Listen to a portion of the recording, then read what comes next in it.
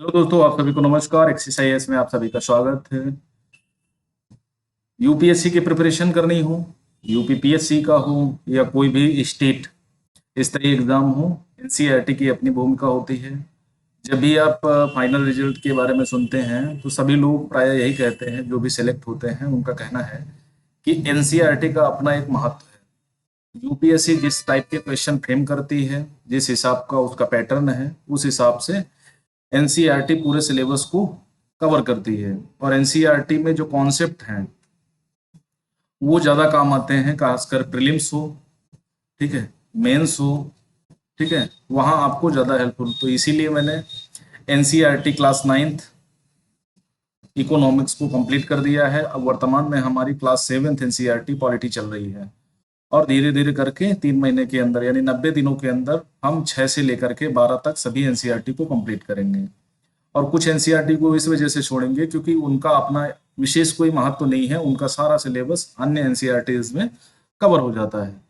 ठीक है, तो चलिए हम अपने क्लास की चर्चा शुरू करते हैं। आज हमारा पॉलिटी का सेकंड चैप्टर है और हमें राज्य सरकार के बारे में पढ़ना है और जो भी उसके आयाम है, जो भी डायमेंशन है वो करने हैं। पिछली क्लासेज में हमने क्या किया था?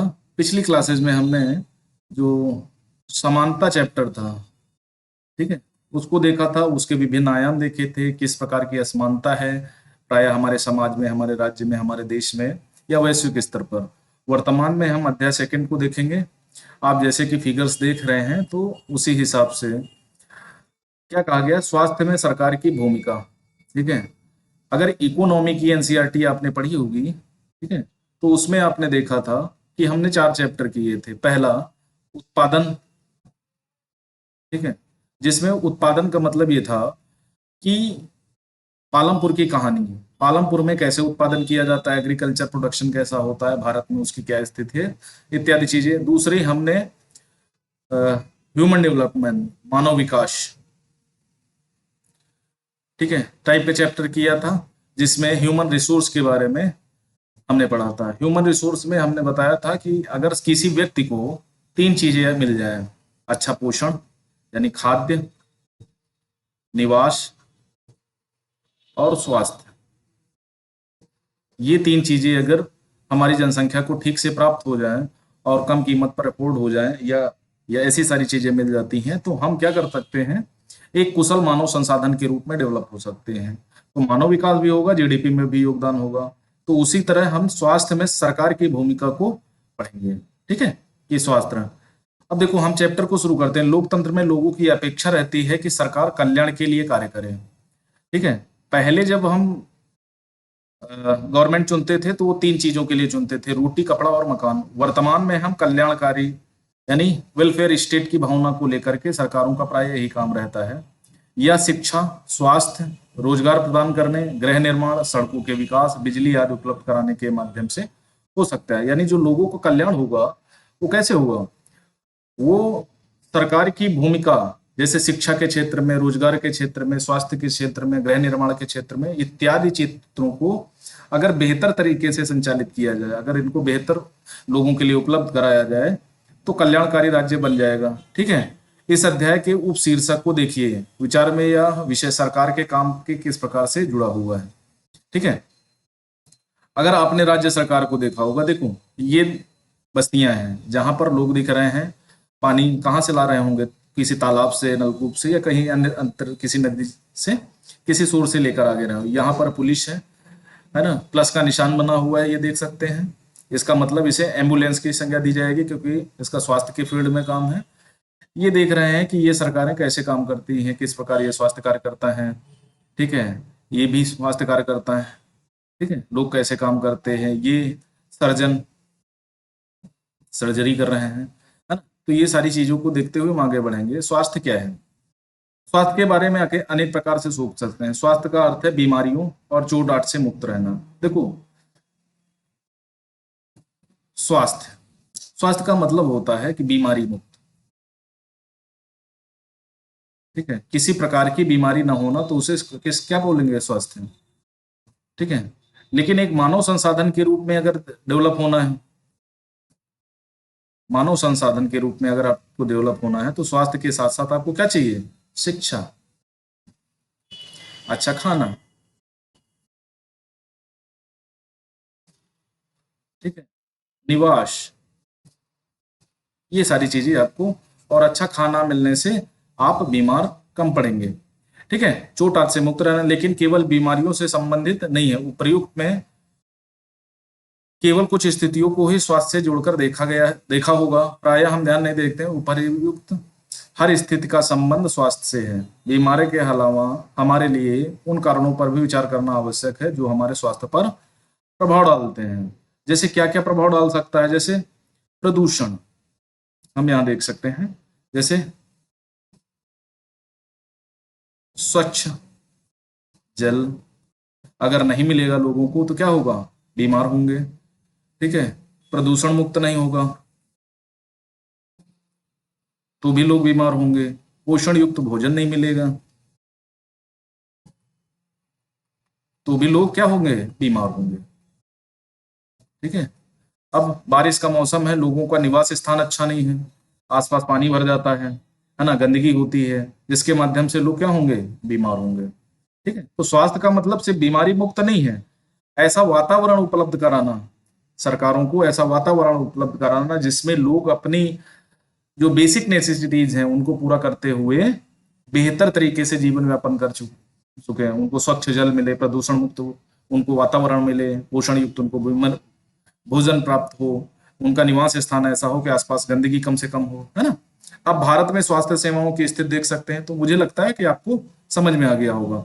जब हमने इकोनॉमी की क्लास पढ़ी थी तो हमने देखा था कि जब हम 1947 के आसपास 1947 के आसपास जब आजाद हुए थे, उसके बाद सेंसन हुआ 1955, तो हमारे पास जो PHC primary health care centre होते हैं वो कम थे, हॉस्पिटल्स कम थे, बेड की संख्या कम थी। लेकिन वर्तमान में कोरोना आने के बाद बेड की संख्या, पीएचसी, अन्य चीजें बढ़कर क्या हो गई हैं, काफी ज्यादा हो गई हैं। अब यहाँ एक रेशियो, संसार भर में भारत में सर्वाधिक चिकित्सा महाविद्यालय हैं, यहाँ सबसे अधिक डॉक्टर तैयार किए जाते हैं, हर वर्ष लगभग 15,000 नए डॉक्टर योग्यता प्राप्त करते हैं। ठीक है, लेकिन अब प्रॉब्लम क्या है।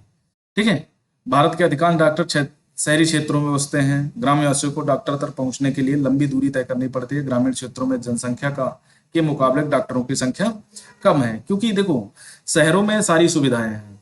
ठीक है, अच्छी शिक्षा है, अच्छी सड़कें हैं, अच्छा स्वास्थ्य है, ठीक है, अच्छे रहने के संसाधन है, बिजली है, हर सारी चीजें हैं जो एक रूरल या रिमोट एरिया में नहीं मिल पाती। तो उससे क्या होता है, लोगों का ज्यादातर मोटिवेशन यही होता है कि हम अच्छी नौकरी करके शहर में बसेंगे, गांव की तरफ कोई ध्यान नहीं देता है। रोजगार के, अच्छे खाने के संसाधन है, घूमने टहलने मनोरंजन के संसाधन है शहरों में।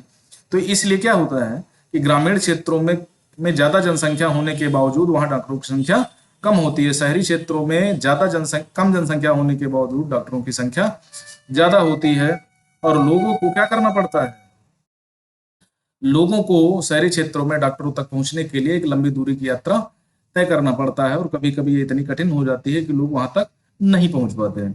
पिछले वर्षों में स्वास्थ्य सेवाओं में सुविधा में काफी वृद्धि हुई। सन 1950 में भारत के पास केवल 2,717 अस्पताल थे। ठीक है, 91 में 11,000 हो गए, 2000 में यह संख्या 18,000 हो गई, वर्तमान में 25,000 के ऊपर है, क्योंकि कोरोना के बाद से बहुत सारे अस्पताल नहीं खुले। भारत में करीब 5 लाख लोग प्रतिवर्ष तपेदिक टीबी से मर जाते हैं। स्वतंत्रता प्राप्त से अब तक इस संख्या में काफी परिवर्तन नहीं आया है।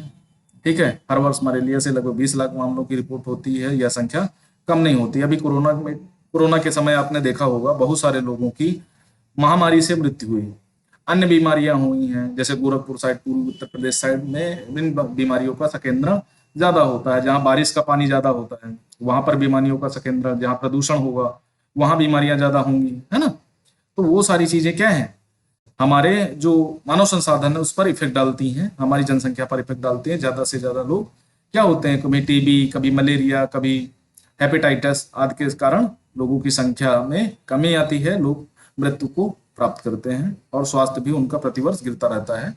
वर्तमान में टीबी मुक्त भारत का मिशन चलाया जा रहा है, और टीबी के मामलों में एक स्तर तक कमी आई है। भारत में विदेशों से बहुत बड़ी संख्या में इलाज कराने हैं चिकित्सीय पर्यटक आते हैं। वे उपचार के लिए भारत में कुछ ऐसे अस्पतालों में आते हैं जिनकी तुलना संसार के सर्वश्रेष्ठ अस्पतालों में की जाती है।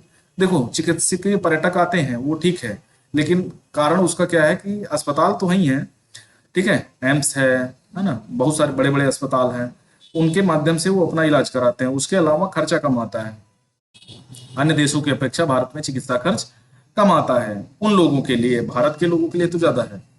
हम सबको पीने के लिए स्वच्छ जल की उपलब्ध नहीं करा पा रहे हैं। संचरणीय बीमारी पानी के द्वारा एक दूसरे को लगती हैं और बीमारियों में 21% जलजनित होती हैं, जैसे हैजा, पेट में कीड़े, हेपेटाइटिस, मलेरिया, ठीक है, क्योंकि पानी में ही मच्छर पनपते हैं और मलेरिया रोगों को हो जाता है। भारत में विश्व का दवाइयां निर्मित करने वाला चौथा बड़ा देश है और यहाँ भारी मात्रा में दवाइयों का निर्यात होता है। देखो, दवाइयां सबसे ज्यादा हमारे यहाँ बनती, ठीक है, लेकिन सबसे महंगी भारत में ही है। उसका सबसे बड़ा रीजन है कि बहुत सारा हम इंपोर्ट करते हैं, ठीक है, एक्सपोर्ट करते हैं, और भारत में उनके लिए सुविधाएं कम मिलती हैं, दवाइयों को बनाने में खर्चा ज़्यादा आता है। ज़्यादातर मटेरियल हम चाइना, जापान वगैरह देशों से इंपोर्ट करते हैं, ठीक है, जहां से हमारी दवाइयों के बनने की लागत ज़्यादा हो जाती है। और दूसरा, हमारी जो इनकम है वो उनके मुकाबले कम है, जिससे हमको लगता है कि नहीं, दवाइयाँ बहुत महंगी हैं, और बहुत सारे लोग इन महंगी दवाइयों के कारण अपना इलाज कराने में समर्थ नहीं हो पाते हैं। भारत सरकार, राज्य सरकारें इसके लिए स्वास्थ्य मिशन चलाती हैं, जैसे प्रधानमंत्री स्वास्थ्य बीमा योजना है, अन्य योजनाएं हैं जैसे वो पीएम केयर, ठीक है। तो इस तरह की योजनाओं के माध्यम से 5 लाख तक का प्रत्येक व्यक्ति को मुफ्त में उसको सेवा मिल जाती है। राज्य सरकारें भी इस पे काम करती हैं और स्वास्थ्य का काम राज्य सरकारों द्वारा प्राय देखा जाता है। भारत में प्राय कहा जाता है कि हम सबको स्वास्थ्य सेवाएं प्रदान करने में असमर्थ हैं, क्योंकि सरकार के पास इसके लिए पर्याप्त धन सुविधाएं नहीं हैं। ऊपर दिए गए बाएं हाथ के स्तंभ को पढ़ने के बाद आप क्या समझते हैं उस पर आपको चर्चा करनी है, यानी दो जो सेगमेंट हमने पढ़े हैं। अब बीमारियों से बचाव उपचार के लिए हमें उचित स्वास्थ्य सुविधाएं चाहिए, जैसे स्वास्थ्य केंद्र, है ना, कहाँ पर, ग्रामीण स्तर पर। आप पीएचसी देखते हैं, प्राइमरी हेल्थ सेंटर, यहाँ पर क्या होता है, यहाँ पर डॉक्टर कम होते हैं, ठीक है, और जो फार्मासिस्ट हैं, है ना, उन्हीं के माध्यम से इलाज किया जाता है, तो रिस्क ज्यादा होता है ना। और गांव में झोला छाप डॉक्टरों से इलाज करवाया जाता है ना। तो इस तरह से उनको नॉलेज कम होता है और सभी दवाइयों के लिए, जैसे वो एक तरह से दवाइयों को रिकमेंड करते हैं, जब स्थिति ज्यादा गंभीर होती है तो लोग शहर की तरफ भागते हैं, ठीक है। तो हमारे यहाँ पीएचसी सेंटरों की व्यवस्था कम है, अगर वो हैं भी तो वहां पर डॉक्टर नहीं है, क्योंकि ज्यादा डॉक्टर शहरी क्षेत्रों में पोस्टिंग पाना चाहते हैं, ठीक है। अस्पताल, परीक्षणों के लिए प्रयोगशालाएं कम हैं, एम्बुलेंस की सुविधा का अभाव है, प्राय एम्बुलेंस तो किसी जिले में 10-15 होंगी, है ना। ब्लड बैंक आदि का अभाव होता है, जिले में शायद एक आधा छोटे मोटे जो रिमोट एरियाज हैं, जो रिमोट डिस्ट्रिक्ट हैं, वहां पर शायद ही एक आधा ब्लड बैंक मिले। रिमोट एरियाज का मतलब ऐसे जैसे पहाड़ियों पर बसे गांव, है ना, वहां पर एम्बुलेंस की सुविधा तो ना के बराबर होती है, ब्लड बैंक भी प्राय नहीं होता है, आपको शहर जाना पड़ता है। मरीजों को आवश्यक सेवा देखभाल उपलब्ध करा सकें, ऐसी सुविधाओं की व्यवस्था चलाने के लिए हमें स्वास्थ्य सेवकों, ठीक है, नर्सों, योग्य डॉक्टरों, अन्य विशेषज्ञों की जरूरत है, जो परामर्श दे सके, रोग की पहचान कर सके, इलाज कर सके, ठीक है। मरीजों के इलाज के लिए हमें आवश्यक दवाइयां, उपकरण भी चाहिए। जब हम बीमार होते हैं तो इलाज के लिए हमें इन सुविधाओं की जरूरत पड़ती है, ठीक है। और यहाँ पर सरकारों की भूमिका, ठीक है, हमारे प्रतिनिधियों की भूमिका बढ़ जाती है। भारत में बड़ी संख्या में डॉक्टर, दवाखाने, अस्पताल हैं। देश में सार्वजनिक स्वास्थ्य सेवाओं को चलाने का पर्याप्त अनुभव और ज्ञान भी उपलब्ध है। ऐसे चिकित्सालय और स्वास्थ्य केंद्र हैं जिन्हें सरकार चलाती है।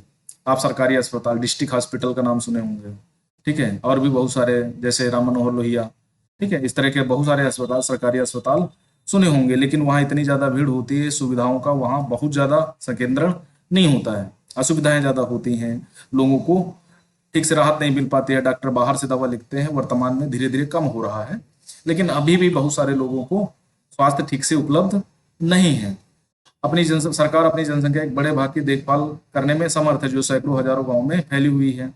इस विषय पर बाद में हम विस्तार से चर्चा करेंगे। साथ ही चिकित्सा विज्ञान में बहुत असाधारण प्रगति हुई है, जैसे कोरोना महामारी के समय भारत बायोटेक ने टीका उपलब्ध कराया सभी के लिए, जिसके चलते देश में इलाज की नई तकनीकी विधियां, है ना, डीएनए तकनीक है, डीएनए को एडिट करके बीमारियों को निकाला जा सकता है, ठीक है। CRISPR-9 है, ये आप जब साइंस टेक का चैप्टर पढ़ेंगे तो CRISPR-9 आपको समझ में आएगा, ठीक है। इसके माध्यम से क्या है, डीएनए में जो भी प्रॉब्लम्स होती है उसको एडिट करके, जीन एडिटिंग तकनीक है, ऐसी बहुत सारी तकनीकियां हैं। अब तो जैसे आपका मान लिया कोई भी अंग खराब हो रहा है तो उसको बदलने की भी सुविधा है, अगर कोई ठीक ठाक डोनर मिल जाता है ना। तो तो ये सारी विधियां उपलब्ध हो चुकी हैं, इनमें काफी तकनीकी प्रगति आई है। फिर भी दूसरा स्तंभ दिखता है कि हमारे देश में स्वास्थ्य की स्थिति कितनी खराब है। ठीक है, ये चिंताएं हैं। जब आप आईएएस के लिए सिलेक्ट एग्जाम देने जाते हैं तो इन्हीं चिंताओं को आपको ज्यादा फोकस करना पड़ता है, चाहे इंटरव्यू हो, प्री हो, मेंस हो। यहाँ पर आपको ये पूछा जाता है कि नहीं, जो समस्याएं हैं उनको आप कैसे दूर करेंगे। आप किसी जिले में पोस्टेड हैं, है ना, वहां पर ये समस्याएं आती हैं, तो आप उनको कैसे उनका निराकरण निकालेंगे। बाद भी हम जनता को उचित सेवाएं देने में असमर्थ हैं। यह विरोधाभास की स्थिति हमारी अपेक्षाओं के विपरीत है। हमारे देश के पास पैसा है, ज्ञान है, अनुभवी व्यक्ति हैं, फिर भी हम सबको आवश्यक स्वास्थ्य सेवाएं देने में असमर्थ हैं। हम इस अध्याय में कुछ कारणों को जानेंगे। ठीक है, अब जैसे जब हमने असमानता की बात करी थी, ठीक है, जब हमने असमानता की बात करी थी, असमानता वाले चैप्टर में हमने बताया था स्वास्थ्य को सभी लोग अफोर्ड नहीं कर सकते हैं। जो अमीर व्यक्ति होते हैं वो बड़े अच्छे अस्पतालों में अपना इलाज कराते हैं, जो गरीब व्यक्ति होते हैं वो वही सरकारी अस्पतालों में या अभाव में जिंदगी जीते हुए मर जाते हैं। ठीक है, उनका इलाज ठीक से नहीं हो पाता। ये एक असमानता है। समान होने का मतलब सभी को समान स्वास्थ्य का अधिकार मिले और सभी लोग एक जैसे अस्पताल में दिखा सकें, लोगों को बीमारी के कारण ना मरना पड़े। ओके, तो ये सारी चीजें हैं। जैसे बहुत सारी महिलाएं गर्भावस्था के दौरान या प्रेगनेंसी के दौरान उनकी डेथ हो जाती है ना, जच्चा बच्चा की व्यवस्था नहीं होती। ऐसे ऐसे अस्पताल हैं जहां पर बीमारी से कम इन चीजों में ज्यादा होती है। एक कहानी हम देखते हैं, हकीम शेख की कहानी। हकीम शेख पश्चिम बंगाल में खेत मजदूर समिति के सदस्य थे, जो पश्चिम बंगाल में खेतीहर मजदूरों का एक संगठन है। 1992 में एक शाम चलती ट्रेन से गिर गया। उन्हें सिर पर गंभीर चोटें, उनकी हालत बहुत नाजुक थी, तुरंत इलाज की आवश्यकता थी। उन्हें कोलकाता के सरकारी अस्पताल में ले जाया गया, लेकिन उन्हें भर्ती करने से मना कर दिया गया क्योंकि कोई बिस्तर खाली नहीं था, कोई भी बेड नहीं था। दूसरे अस्पताल में आवश्यक सुविधाएं, इलाज के लिए जरूरी विशेषज्ञ नहीं थे। इस प्रकार अत्यंत गंभीर हालत 14 घंटे के अंदर 8 सरकारी अस्पतालों में ले जाया गया, किसी ने भी उनको भर्ती नहीं किया। अंत में एक निजी अस्पताल में भर्ती कराया गया, उनका इलाज हुआ। बहुत पैसा खर्च किया। जिन अस्पताल बनकर इनकार किया था, उपेक्षापूर्ण रवैये से नाराज, क्षुब्ध होकर हकीम शेख ने कोर्ट में मुकदमा दायर कर दिया। ठीक है, अब इससे आपको क्या सीख मिलती है। आप भी जब बीमार होते हैं तो कई सरकारी अस्पतालों में जाते हैं, चक्कर काटते होंगे, लेकिन आपकी बीमारी के लिए उचित परामर्श नहीं मिलता होगा और आप थक हार के क्या होते हैं, प्राइवेट अस्पतालों में जाते हैं, जहां का खर्चा इतना ज्यादा होता है कि आपके बजट से बाहर निकल जाता है ना।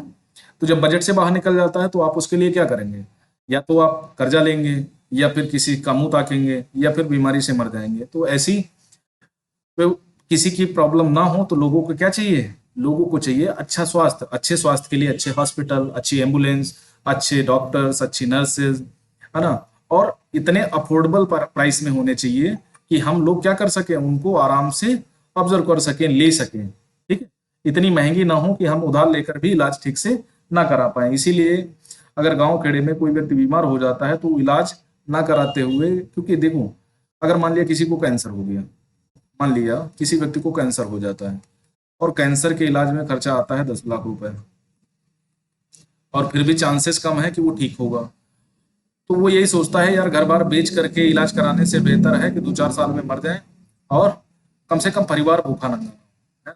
ये एक स्थिति है, भारत में कई जगहों पर पाई जाती है कि कम से कम बच्चों को शिक्षा मिल जाए और कैंसर का इलाज नहीं, धीरे धीरे वो व्यक्ति मर जाता है। ये स्थिति है, ये भयावह स्थिति है।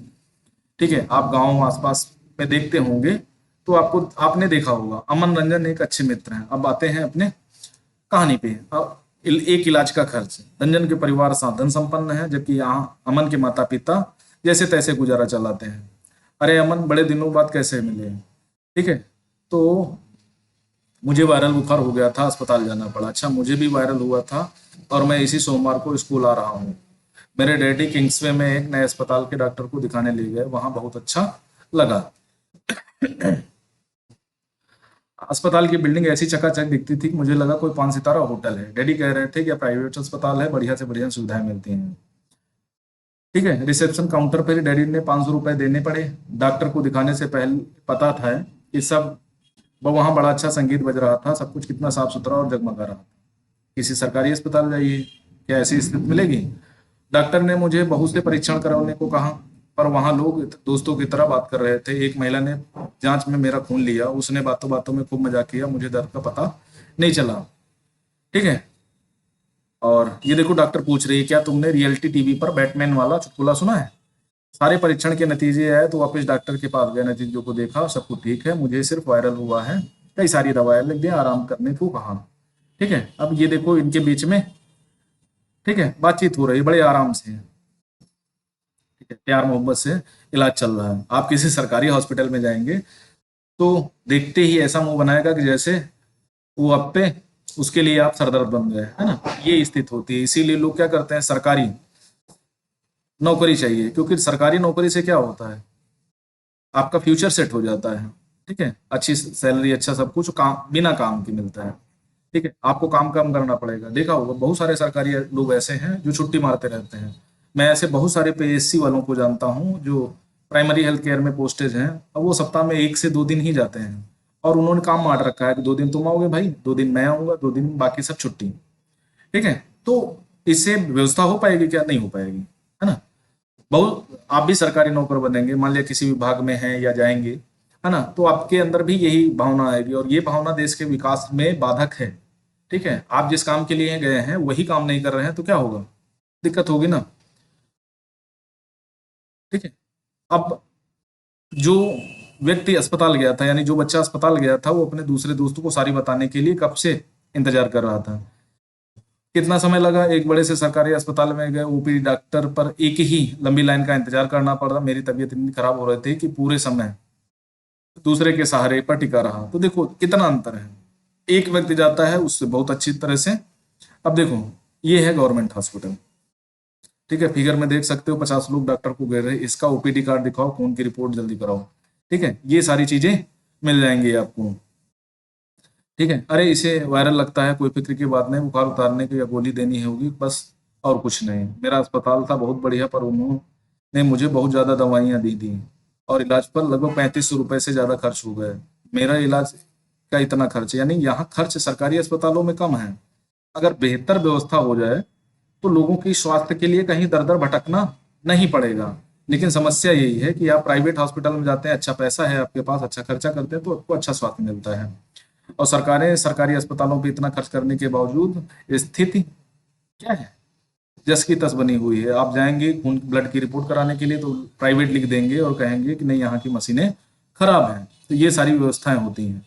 ठीक है, अब सार्वजनिक और निजी क्षेत्र, जो हम रंजन को इतना महंगा पैसा क्यों खर्च करना पड़ा, कारण बताना है आपको। सरकारी अस्पताल में अमन को किन कठिनाइयों का सामना करना पड़ा, आपके विचार में अस्पताल कैसे बेहतर ढंग से काम कर सकता है, चर्चा कीजिए। जब आप बीमार होते हैं तो कहाँ जाते हैं, क्या आपको इन्हीं कठिनाइयों का सामना करना पड़ता है? अपने अनुभवों के आधार पर नीचे लिखिए, निजी चिकित्सालयों में हमें किन समस्याओं का सामना करना पड़ता है, चर्चा कीजिए। ठीक है, तो ये 4 चीजें हैं आपको बताना है। ठीक है, आप भी कभी ना कभी स्वास्थ्य सेवा के लिए आप किसी सरकारी या प्राइवेट हॉस्पिटल में गए हैं तो दोनों के अंतर को बताना है, कैसी साफ सफाई होती है, डॉक्टर का व्यवहार कैसा होता है, ये सारी चीजें आपको बतानी है, आपको समझना है। देखो यही अंतर है, जब भी आप प्रशासनिक सेवा में जाएंगे तो आपको वहां इतिहास भूगोल पढ़ने को नहीं या पढ़ाने को नहीं कहा जाएगा, आपको इन्हीं जो चिंताएं हैं उन्हें ही दूर करने के लिए कहा जाएगा। और ये चिंताएं अगर आप दूर कर सकते हो तो आप बेहतर प्रशासक हो, नहीं दूर कर सकते तो आप भी कामचोर करप्ट प्रशासक हो। देखो ऐसा मान लिया जाता है, आई बात समझ में। और ज्यादातर जो सरकारी महकमा है ना, लोगों का जो मोटिवेशन है, लोगों का जो मानना है, वो उनका ये कहना कह रहे यार उस सरकारी विभाग में जाएंगे, 5-50 कागज मंगवाएगा, फिर भी काम ठीक से नहीं होगा, तो चलो किसी प्राइवेट अस्पताल में या किसी के माध्यम से जाते हैं। लोग माध्यम बहुत सारा ढूंढते हैं। अब देखो सार्वजनिक और निजी स्वास्थ्य सेवाएं, ठीक है, 2 वर्ग में है। निजी यानी पूर्णतः प्राइवेट, सार्वजनिक सेवाएं सरकारी क्षेत्र, जिसपे सरकार सारा खर्चा करती है, आपको इलाज फ्री में मिलता है। निजी में आपको मोटा रकम खर्च करनी पड़ती है। स्वास्थ्य केंद्रों अस्पतालों की एक श्रृंखला है। ठीक है, देखो सार्वजनिक स्वास्थ्य सेवा स्वास्थ्य केंद्रों अस्पतालों की एक श्रृंखला है जो सरकार द्वारा चलाई जाती है। केंद्र और अस्पताल में आपस में जुड़े हुए हैं, जिससे शहरी और ग्रामीण दोनों क्षेत्रों को सुविधाएं प्रदान करते होंगे। जैसे आपने पीएचसी प्राइमरी हेल्थ केयर देखा होगा, प्राथमिक स्वास्थ्य केंद्र कहाँ होता है, गाँव में। ठीक है, उसी का एक बड़ा विभाग होता है, आपको कहाँ मिलेगा, ब्लॉक स्तर पर। ब्लॉक स्तर के ऊपर जाएंगे तो आपको कहाँ मिलेगा, आपको जिला स्तर पर मिलेगा। जिले के बाद जाएंगे तो आपको मंडल स्तर पर मिलेगा, बड़े बड़े हॉस्पिटल। ठीक है, सुविधाएं प्रदान, ये सभी बीमारियां साधारण से लेकर विशेष देखभाल जरूरत वाली बीमारियों का इलाज प्रदान करते हैं। ग्राम स्तर पर एक स्वास्थ्य केंद्र होता है, प्राइमरी हेल्थ केयर जिसको बोलते हैं। प्राय एक नर्स एक ग्राम स्वास्थ्य सेवक रहता है। अब तो ज्यादा होते हैं, 5-6 लोग होते हैं, ठीक है। और नहीं, कम से कम 3 लोग तो होते ही हैं। एक जो प्रमुख होता है, एक तुम्हारा जो फार्मासिस्ट होता है, एक नर्स होती है, ठीक है। इलाज के और वे प्राथमिक स्वास्थ्य केंद्र में डॉक्टरों की देखरेख में कार्य करते हैं। ग्रामीण क्षेत्र में ऐसा केंद्र कई गांवों की जरूरत को पूरा करता है। मान लिया 100 लोगों का गांव है, तो 2-4-5 गांव मिलाकर एक पीएचसी खोला जाएगा, ठीक है, जहाँ 5-10 बेड होंगे और इमरजेंसी सुविधाएं प्रदान करेगा, डे नाइट चलेगा, काम करेगा। जिला स्तर पर जिला अस्पताल होता है जो सभी स्वास्थ्य केंद्रों की देखरेख करता है। बड़े शहरों में कई सरकारी अस्पताल होते हैं, जैसे एक हुआ था कि अमन को ले जाया गया, और ऐसे भी विशेष सरकारी अस्पताल है जिसका हाकिम शेख की कहानी में हुआ था। कई कारणों से सार्वजनिक कहा जाता है, क्योंकि सभी नागरिकों को स्वास्थ्य सेवाएं प्रदान करने की वचनबद्धता को पूरा करने के लिए ये अस्पताल और स्वास्थ्य केंद्र स्थापित किए जाते हैं। कौन स्थापित करता है? सरकारें, राज्य व केंद्र, ठीक है। धन उस पैसे से आता है जो लोग सरकार को टैक्स के रूप में देते हैं। जो भी टैक्स पेयर हैं उनके पैसे से ये सारी सुविधाएं बनती हैं, ठीक है। इसलिए सुविधाएं सबके लिए सार्वजनिक स्वास्थ्य व्यवस्था का महत्वपूर्ण पहलू यह है कि इसका उद्देश्य ऐसी स्वास्थ्य सुविधाएं निःशुल्क और बहुत कम कीमत पर देना पड़ता है। 1 रुपए का पर्चा बनवाओ और चाहे जिस डॉक्टर को दिखाना हो दिखा सकते हो, दवा लिखेगा, दवाई आप या तो वहीं से आपको फ्री में मिल जाएंगी, ठीक है। यह एक जेनेरिक मेडिसिन, प्रधानमंत्री जेनेरिक मेडिसिन सेंटर होते हैं, वहां से आप ले सकते हैं बहुत कम कीमत पर। और बाहर से अब तो लिखने का काम धीरे धीरे बंद हो चुका है, फिर भी कुछ लोग लिखते हैं तो बाहर से लिख सकते हैं, वो थोड़ा महंगा पड़ती है, ठीक है। स्वास्थ्य सेवाओं के महत्वपूर्ण कार्य हैं जैसे टीबी, मलेरिया, पीलिया, दस्त, हैजा, चिकनगुनिया फैलने से रोकना। इनकी व्यवस्था सरकार के लोगों को करनी होती है, अन्यथा यह असफल हो जाएगी। उदाहरण के लिए मच्छरों को पैदा होने से रोकने के अभियान सफल बनाने के लिए सुनिश्चित करना पड़ेगा कि इन क्षेत्रों में अपने कूलरों, घरों की छतों पर आपको पानी को एकत्र होना न दें। अब देखो, ये है पीएचसी, सरकारी अस्पताल है। यूनिसेफ के अनुसार हर साल 20 लाख ऐसे बच्चों संक्रमण से मर जाते हैं जिन्हें रोक पाना संभव है। अगर व्यवस्था अच्छी कर दी जाए तो इनको रोका जा सकता है। अब देख सकते हैं इस फिगर में दीवार कैसी है ना, कैसे बेड हैं, कैसे बच्चों को रखा गया है, महिला बैठी है, ठीक है, क्या व्यवस्था है, ठीक है, थर्ड क्लास। अगर अभी प्राइवेट में होते तो बहुत अच्छी व्यवस्था होती, एसी कूलर सब लगा होता, ठीक है। अब हकीम शेख की प्रकरण को याद करना है, ठीक है। अब मामले कोर्ट का क्या न्याय? हमारे संविधान के अनुसार लोगों के हित को सुनिश्चित करना, उनके स्वास्थ्य सेवाएं प्रदान करना सरकार का प्राथमिक कर्तव्य है। सरकार का काम ही क्या है? देखो, स्वास्थ्य, शिक्षा और रक्षा और रोजगार, ये उपलब्ध कराने का काम प्राइमरी जिम्मेदारी सरकार की होती है। तो स्वास्थ्य सेवा उपलब्ध कराने का काम किसका होता है? प्राथमिक कर्तव्य होता है। सरकार को हर व्यक्ति के जीवन के अधिकार की रक्षा करनी चाहिए, आर्टिकल 21, ठीक है। क्या है? प्रत्येक व्यक्ति को जीवन जीने का अधिकार है, उसको विधि द्वारा स्थापित प्रक्रिया के माध्यम से उसके जीवन से वंचित किया जा सकता है। उसी के अंतर्गत सरकार ने कई व्याख्याएं की हैं। नींद लेने का अधिकार, प्रदूषण मुक्त वातावरण में रहने का अधिकार, स्वच्छ जल का अधिकार, अच्छे स्वास्थ्य का अधिकार, ठीक है। अब जब आप डीपीएसपी पढ़ेंगे, directive principle of state policy, राज्य के नीति निर्देशक, तो उसमें भी कई आर्टिकल में स्वास्थ्य सुविधा यानी स्वास्थ्य, शिक्षा आदि की जिम्मेदारी किसको दी गई? सरकार का काम होगा, ठीक है।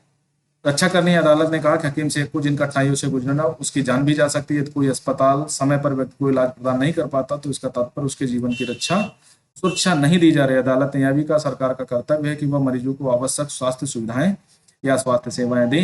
आकस्मिक यानी इमरजेंसी फैसिलिटी भी हो। संबंधी कर्मचारियों को आवश्यक इलाज करने की पूरी जिम्मेदारी करनी चाहिए। सरकारी अस्पतालों ने हकीम शेख का इलाज मना कर दिया। सरकार को निर्देश दिया कि हकीम शेख द्वारा वे किए गए पूरे खर्चों का भुगतान करें, यानी उनको क्या किया गया? पैसा दिया गया, ठीक है। अब निजी स्वास्थ्य सेवाओं की एक स्थिति देखते हैं, ठीक है। हमारे देश में कई तरह की निजी स्वास्थ्य सेवाएं पाई जाती हैं। बड़ी संख्या में डॉक्टर अपने निजी दवाखाने चलाते हैं। ग्रामीण भारत इसका सबसे जगह जगह पर दुकानें होती हैं। दुकानों के माध्यम से लोगों का इलाज होता है। अस्पताल भी अब तो कई सारे खुलने लगे हैं, ठीक है। ग्रामीण क्षेत्रों में पंजीकृत चिकित्सा व्यवसायी है, आरएमपी मिल जाते हैं। शहरी क्षेत्रों में बड़ी संख्या में डॉक्टर हैं जिनसे बहुत से विशेषज्ञ की सेवाएं प्रदान करते हैं। निजी रूप से चलाए जा रहे अस्पताल, नर्सिंग होम भी हैं, काफी संख्या में प्रयोगशालाएं भी हैं जो परीक्षण करती हैं और विशिष्ट सुविधाएं उपलब्ध कराती हैं, जैसे एक्सरे, अल्ट्रासाउंड आदि। ऐसी दुकानें भी है जो हम जहां से हम दवाइयाँ खरीद सकते हैं। अब इसमें कोई रॉकेट साइंस तो है नहीं जो आपकी समझ में नहीं आएगा। अब देखो, दिल्ली के प्रमुख निजी अस्पतालों में ऑपरेशनों के बाद मरीजों की देखभाल का कमरा, ठीक है, एक जनरल वार्ड है जहां सभी लोग क्या है, ऑपरेशन के बाद सीधे जमा हो जाते हैं और यहाँ पर उनकी स्वास्थ्य की देखभाल कुछ नर्सेस, कुछ डॉक्टर्स, है ना, कुछ फार्मासिस्ट, हाथ साफ सफाई उपलब्ध कराने वाले ही होते हैं। जैसा कि इनके नाम से, निजी स्वास्थ्य सेवाओं पर सरकार का स्वामित्व नियंत्रण नहीं होता। इसके ऊपर निजी स्वास्थ्य सेवाओं में मरीजों को हर सेवा के लिए बहुत धन व्यय करना पड़ता है। आप निजी स्वास्थ्य सेवाएं चारों ओर दिखाई देते हैं। अब तो बड़ी कंपनियां भी अस्पताल भी चलाते हैं। कुछ कंपनियां दवाइयों को बनाने बेचने में लगी हैं। शहरों के कोने कोने में दवाइयों की दुकान देखी जा सकती है, जैसे अपोलो, ठीक है, सहारा, ठीक है। ये सब क्या करते हैं, ये सब धीरे धीरे क्या कर रहे हैं, हॉस्पिटल के बिजनेस में आ रहे हैं, ठीक है, क्योंकि सरकार जब उपलब्ध नहीं करा पा रहा है तो निजी लोगों ने ये बीड़ा उठाया है और यहाँ वही लोग जाते हैं जिनके पास अच्छा पैसा, रुतबा, ये सारा है, ठीक है। गरीब लोग यहाँ तक कम पहुंच पाते हैं। गरीब लोग ज्यादातर नर्सिंग होम तक पहुंच पाते हैं, कुछ स्थिति में थोड़ा और आगे बढ़ जाते हैं, ठीक है। स्वास्थ्य सेवा और समानता, समानता चैप्टर आप ऊपर देखे थे। स्वास्थ्य सेवा और समानता, क्या सबके लिए पर्याप्त स्वास्थ्य सेवाएं उपलब्ध हैं? नहीं। जवाब होगा नहीं। कुछ चिंताएं हैं, ठीक है, उनके निराकरण करने जरूरी है। भारत में ऐसी स्थिति का सामना जहां निजी सेवाएं तो बढ़ रही हैं परंतु सार्वजनिक नहीं है। ऐसी दशा में लोगों को मुख्यतः निजी सेवाएं उपलब्ध हो पाती हैं, शहरी क्षेत्रों में केंद्रित हैं। ये सेवाएं लाभ कमाने के लिए चलाई जाती हैं। देखो, कोई भी निजी सेक्टर होगा, प्राइवेट सेक्टर होगा, तो उसका पहला काम होगा लाभ।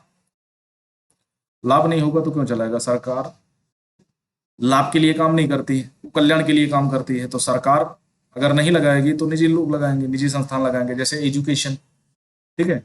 अगर सरकारें अपना ठीक से काम करती तो प्राइवेट विद्यालय की जरूरत क्या थी, ठीक है। जो प्राइमरी में ठीक से लोगों को एजुकेशन नहीं मिलती, जो सरकारी विद्यालयों में एजुकेशन नहीं मिलती, तभी तो लोग प्राइवेट विद्यालयों में जाते हैं। अगर सरकार इन सब की शिक्षा की व्यवस्था पहले कर लेती, क्या एजुकेशन के मामले में सभी समान है? नहीं। तो उसी तरह स्वास्थ्य सेवा के मामले में सभी समान नहीं है। जिनके पास पैसा वो प्राइवेट हॉस्पिटल जाते हैं, जिनके पास पैसा नहीं है वो सरकारी में जाते हैं। बस अंतर इतना है, ठीक है। और सुविधाओं का भी अंतर है। जहां प्राइवेट में अच्छी खासी, ठीक है, 5 स्टार आपको केयर मिलती है, वहां पर, यहाँ पर आपको कोई देख ले तो बहुत बड़ी बात होती है। ओके, अब आगे देखते हैं। कमाने के लिए चलाई जाती हैं इन संस्थाओं का मूल्य भी अपेक्षाकृत अधिक रहता है। दवाइयां महंगी होती हैं, बहुत से लोग उन्हें खरीदने में समर्थ नहीं होते, इसलिए जब परिवार में बीमारी होती है तो उनको ऋण लेना पड़ता है। अधिक पैसा कमाने वाले निजी सेवाएं प्राय ऐसे कार्यों को प्रोत्साहित करती हैं जो सही नहीं है, ठीक है। जैसे बहुत सारे ऐसे कार्य हैं, आप देखे होंगे, कई बार सस्ते तरीके उपलब्ध होने पर भी उसका उपयोग नहीं किया जाता। जैसे कोई प्रेग्नेंट लेडी है तो ज्यादातर नर्सिंग होम क्या करते हैं, उनकी सिजरिंग करना यानी उनका ऑपरेशन करना ही डिनाई करते हैं, नॉर्मल डिलीवरी नहीं करना चाहते हैं, ठीक है। ऑपरेशन की जरूरत नहीं थी, ऐसे ठीक हो सकता था, फिर भी ऑपरेशन कर दिया। तो ये सारी चीजें करते हैं। उदाहरण के लिए देखा जाए, बहुत से डॉक्टर अनावश्यक दवाइयां, इंजेक्शन, सलाइन बॉटल आदि की सलाह देते हैं, जबकि साधारण दवा की गोली पर्याप्त हो सकती थी। ओके, अब देखो, मलेरिया उन्मूलन जल चिकित्सा दर, ये सरकार के द्वारा है। आप देखे होंगे, अगर शहर में रहते हैं, ग्रामीण इलाकों में रहते हैं, तो मच्छरों को मारने के लिए आपके ग्रामीण क्षेत्रों में ग्राम प्रधान द्वारा, ठीक है, जो नगरीय क्षेत्र हैं या कस्बाई क्षेत्र हैं, वहां नगर पंचायत के द्वारा ये सारी सुविधाएं उपलब्ध कराई जाती हैं, ठीक है। तथ्य यह है कि जनसंख्या के 20% लोग ही बीमारी के दौरान आवश्यक दवाइयों को खरीदने में सक्षम होते हैं। सोचो, 100 लोगों में से मात्र 20 लोग क्या हैं, दवाइयां खरीदने में सक्षम है। देख लो, एक गर्भवती महिला है, औरत को एक डॉक्टर को दिखाने के लिए कई किलोमीटर पैदल चलना पड़ता है। देखो कितनी भयावह स्थिति है। और ऐसा नहीं है, जब आपके सामने कोरोना आया था, ठीक है, कोरोना में ऐसी स्थितियां देखी होंगी कि कई किलोमीटर पैदल चले लोग, ठीक है, डेथ हो गई उनकी और उनको एम्बुलेंस नहीं मिली, बिना जानबूझकर ऐसा कर दिया गया। तो ऐसी कई सारी स्थितियां होती हैं, ठीक है, लोग अपने कंधे पे ले जाकर के अपने बच्चों को इलाज कराते हैं। बिहार, झारखंड, छत्तीसगढ़, उत्तर प्रदेश में कई ऐसी न्यूज आपको देखने को मिलती हैं जो आपको यहाँ पर ये आराम से मिल जाएंगी। अब सोचो, एनसीईआरटी का स्टैंडर्ड ये है, क्योंकि सरकारी महकमा इसमें लगा होता है, वो लोग लिखवाते हैं, अच्छे अच्छे प्रोफेसर होते हैं। आपको स्टेट बोर्ड की किताबों में ऐसा मटेरियल मिलेगा? नहीं मिलेगा। इसीलिए एनसीईआरटी क्या है, चाहे यूपीएससी का एग्जाम हो या कोई अन्य एग्जाम हो, आराम से उसके लिए बेनिफिट होता है।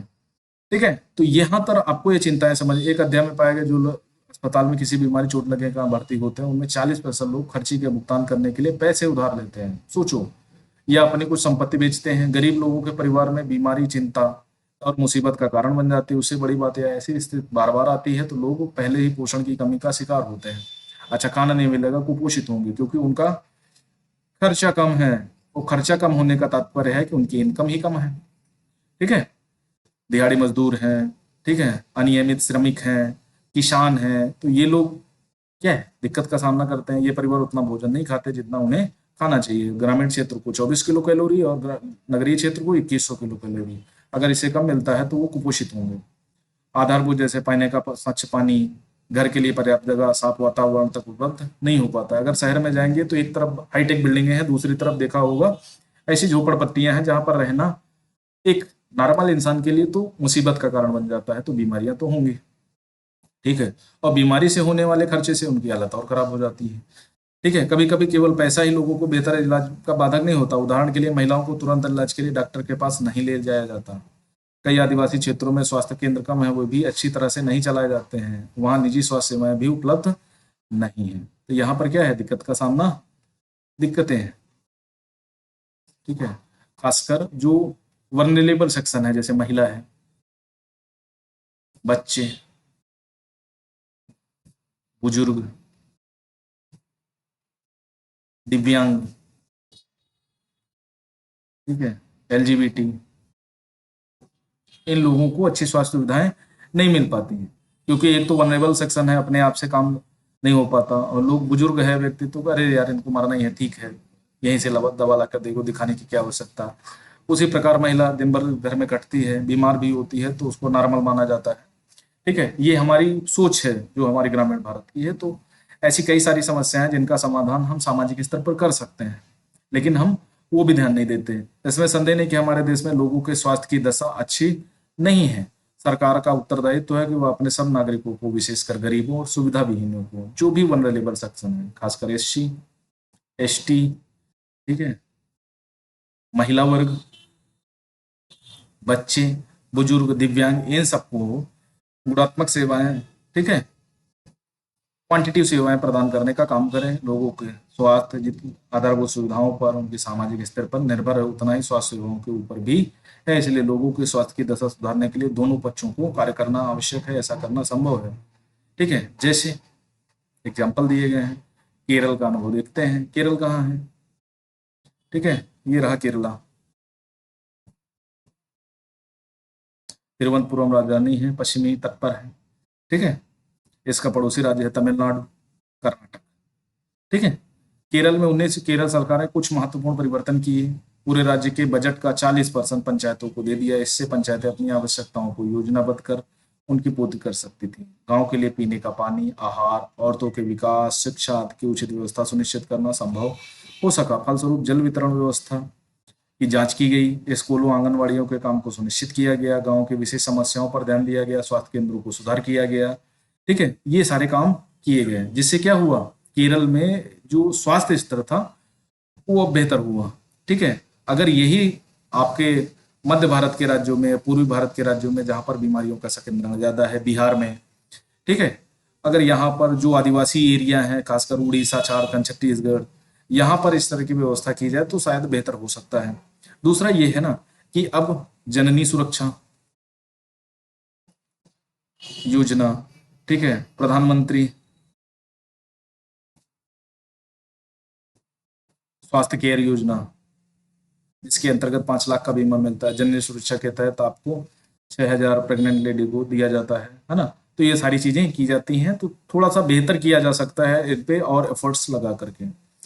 अब कोस्टा रिका का देखते हैं। कोस्टा रिका दक्षिण अमेरिका का सबसे स्वस्थ देश माना जाता है।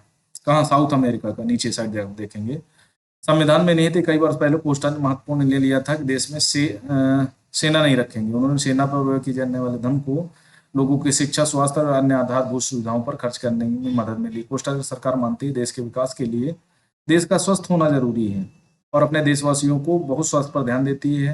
ठीक है, ये सारी सुविधाएं उपलब्ध कराती है, जैसे पानी है, सफाई है, पोषण है, आवास है, स्वास्थ्य के लिए शिक्षा को महत्वपूर्ण माना जाता है। लोग शिक्षित होंगे ना तो स्वस्थ भी होंगे। क्यों स्वस्थ होंगे? क्योंकि शिक्षा का स्वास्थ्य से सीधा संबंध है। शिक्षित होंगे तो अच्छा पोषण युक्त खाना खाएंगे, शिक्षित होंगे तो रोजगार में लगे होंगे, शिक्षित होंगे तो जो दवाएं आवश्यक हैं वही खाएंगे, अनियंत्रित दवाएं नहीं खाएंगे। बीमार होंगे तो अच्छे हॉस्पिटल में जाएंगे, अच्छे स्वास्थ्य सेवक को दिवाएंगे, है ना। तो ये कोस्टारिका का उदाहरण देख सकते हैं, केरला का उदाहरण देख सकते हैं। ठीक है, इस अध्याय में आपने पढ़ा। अब देखो अभ्यास प्रश्न में आते हैं। इस अध्याय में आपने पढ़ा सिर्फ बीमारी की बात नहीं की जा सकती। संविधान के लिए दिए गए अंश को यहाँ पढ़िए और अपने शब्दों में समझाइए। जीवन का स्तर, सार्वजनिक स्वास्थ्य से क्या मायने हैं सबके लिए। संविधान का महत्वपूर्ण हिस्सा यह पोषाहार स्तर और जीवन स्तर को ऊंचा करने और लोक स्वास्थ्य में सुधार करना राज्य का कर्तव्य है। ये क्या है? फंडामेंटल डीपीएसपी है, directive principle of state policy. ठीक है, राज्य के नीति निर्देशक तत्व संविधान का भाग 4 में दिया गया है कि पोषाहार स्तर को ऊंचा स्तर है, जीवन स्तर को ऊंचा करना है, लोक स्वास्थ्य में सुधार करने का राज्य का यह कर्तव्य है। राज्य को ऐसी व्यवस्था करनी चाहिए कि लोगों के जीवन स्तर को ऊंचा उठाए, उनका पोषण स्तर सुधारे, उनके स्वास्थ्य के स्तर को, उनको शिक्षा उपलब्ध कराए। ये सारी चीजें राज्य का कर्तव्य होंगे। सबके लिए स्वास्थ्य सुविधा उपलब्ध कराने के लिए सरकार में कौन से कदम उठा सकती है? सबसे पहले जीडीपी का ज्यादातर परसेंटेज स्वास्थ्य, शिक्षा में व्यय करना होगा और भोजन में। अगर इतना व्यय कर स्वास्थ्य शिक्षा में अभी खासकर 1% 1.5% व्यय किया जाता होगा, अगर इसको ज्यादा बढ़ा दिया जाए तो शायद बेहतर मिल जाएंगी। सुविधा, निजी और सार्वजनिक सेवाओं का मूल्य, सेवाओं की उपलब्धता, आपको ये सब बताना है। ये सारी चीजें करनी है। पानी की साफ सफाई, गुणवत्ता के सुधार कर अनेकों बीमारियों की रोकथाम की जा सकती है। जैसे अभी बारिश का समय है, ठीक है, बारिश के समय पानी की रोकथाम कर ली जाए।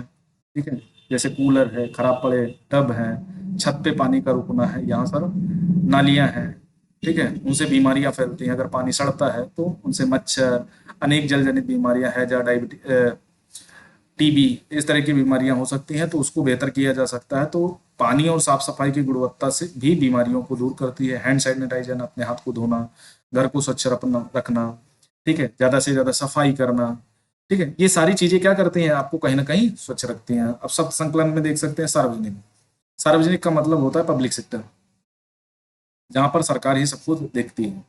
ठीक है, सेवा कार्य जो देश के सब लोगों के लिए है, मुख्य रूप से सरकार द्वारा आयोजित किया जाता है। स्कूल, अस्पताल, टेलीफोन आदि शामिल है इन सेवाओं की। आप इन सेवाओं की मांग कर सकते हैं। यदि वे संस्थाएं ठीक से काम नहीं करती तो इन पर सवाल उठा सकते हैं। सुप्रीम कोर्ट, हाई कोर्ट जा सकते हैं। निजी वह सेवा कार्य जो किसी व्यक्ति या कंपनी द्वारा अपने लाभ के लिए आयोजित किए जाते हैं। चिकित्सा पर्यटन, विदेशी पर्यटक जो चिकित्सा के लिए, इलाज के लिए भारत आते हैं, विशेष रूप से यहाँ आते हैं, उन्हें अपने देश की तुलना में बहुत कम मूल्य पर विश्व स्तरीय सुविधाएं उपलब्ध हो जाती हैं, क्योंकि उनकी इनकम ज्यादा होती है। ठीक है, संचरणीय बीमारियां, ये बीमारियां जो एक व्यक्ति से दूसरे व्यक्ति द्वारा कई माध्यमों से संचारित होती है, जैसे पानी, भोजन, हवा, छूने से, जैसे कोरोना था। ठीक है, अन्य कई बीमारियां हैं। ओपीडी, आउट पेशेंट डिपार्टमेंट होता है, यहाँ पर बाह्य रोगी विभाग बोलते हैं इसको। यहाँ संचित रूप से बड़े वार्ड में भर्ती होने से पहले रोगी को यहाँ रखा जाता है, उसका ऑपरेशन आज चीजें की जाती हैं। ठीक है, तो आप चैप्टर 3 कल देखेंगे। तो आपने देखा स्वास्थ्य में सरकार की भूमिका कैसी होनी चाहिए, सार्वजनिक और निजी सेक्टर कैसे काम करते हैं, स्वास्थ्य की स्थिति भारत में क्या है। ठीक है, किन एग्जाम्पलों, कोस्टारिका और केरल के एग्जाम्पल से क्या समझा जा सकता है, उसको बेहतर कैसे बनाया जा सकता है, कैसे लोगों को स्वास्थ्य में समानता दी जा सकती है, आदि आदि चीजें आपने पढ़ी। इस चैप्टर को करना, जहां भी कोई दिक्कत हो तो आप कमेंट के माध्यम से आप अपनी बात को रख सकते हैं। जहां भी दिक्कत है आप पूछ सकते हैं। ठीक है, आज के लिए इतना ही। आपको क्लास लगी हमें बताइए कमेंट करके, और जो भी दिक्कतें हैं वो भी कमेंट कर सकते हैं। तो चैनल को ज़्यादा से ज़्यादा सब्सक्राइब करें, वीडियोज को लाइक करें, शेयर करें। ठीक है, और क्लास अच्छी लगी तो लाइक करें। Thank you very much. नमस्कार।